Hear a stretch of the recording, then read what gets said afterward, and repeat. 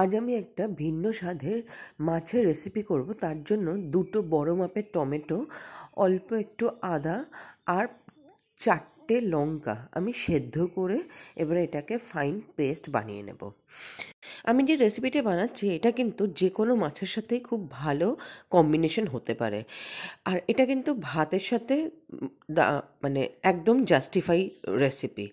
আমি দুখানা মাছ অল্প অল্প করে ছিল বলে আমি দুটো মাছকে একসাথে বানাবো। সেই জন্য প্রথমে আমি নুন হলুদ মাখানো ভেটকি মাছটাকে ভেজে নেব, তারপরে আমি পাবদা মাছগুলোকে ভেজে তুলে নেব। তারই মাঝখানে তোমাদের কাছে অনুরোধ রাখলাম, আমার ভিডিওগুলো যদি ভালো লাগে অবশ্যই লাইক শেয়ার সাবস্ক্রাইব করো, আর কমেন্ট করে জানিও কেমন লাগছে, আর সাথে তোমাদের আত্মীয় স্বজন বন্ধু পরিবারের সাথে অবশ্যই শেয়ার করো। আর আমার এই সেম নামেই একটা ফেসবুকে পেজ আছে, প্লিজ সেটাকেও ফলো করে দিও। সাথে থেকো, তাহলে আরও বেশি ইন্টারেস্ট বাড়বে আমার ভিডিও বানাতে। তো পাবদা মাছগুলোকেও ভেজে নেওয়ার পরে আমি এবারে সেম তেলে জিরে ফোড়ন দিলাম, আর কিছু আলু আমি কেটে দিয়ে দিচ্ছি, সাথে দিচ্ছি কয়েকটা কাঁচা লঙ্কা ফাটিয়ে মাঝখান থেকে। এবারে এটাকে খুব ভালো করে ভেজে নেব।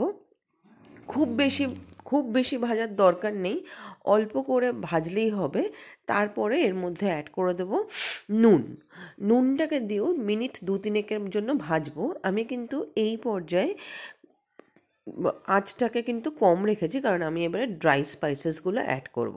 আমি ড্রাই স্পাইসেসের মধ্যে নর্মাল যেগুলো যায়, ধনে, জিরে, হলুদ আর কাশ্মীরি লঙ্কা দিয়ে খুব ভালো করে নেড়ে চেড়ে অল্প একটু জল দিয়ে দিলাম, যাতে মশলাগুলো পুড়ে না যায়। এবারে এটাকে খানিকক্ষণের জন্য হতে দেব, মানে মিনিট 10 জন্য ঢাকা দিয়ে মশলাটাকে কষাতে থাকবো। যখন চারদিক থেকে তেল রিলিজ করে যাবে, তখন কিন্তু আমি আগে থেকে যে বেটে রেখেছিলাম টমেটোটা, সেটাকে দিয়ে এবারে কষাতে থাকবো। কষানোর জন্য কিন্তু আমি প্রথমে অল্প একটু ওই কন্টেনারটাকে ধুয়ে জল অ্যাড করেছিলাম, তারপরে ঢাকা দিয়ে দিয়ে কষিয়েছি। যখন কষানো হয়ে যাবে, টমেটোর কাঁচা গন্ধটা চলে যাবে, এমনিতেই সেদ্ধ করা, তারপরও যখন কাঁচা গন্ধটা চলে যাবে আর গামাখা হয়ে যাবে, তেল রিলিজ করবে, তখন আমি এর মধ্যে পরিমাণ মতন জল অ্যাড করব। এটা কিন্তু একটু গ্রেভি হবে, কারণ ভাত দিয়ে যেহেতু এটা সার্ভ করা হবে।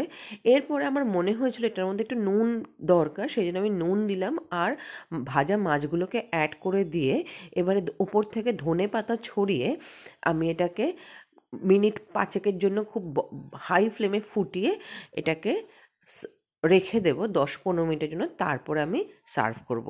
তোমরা জানিও করে কেমন লাগলো।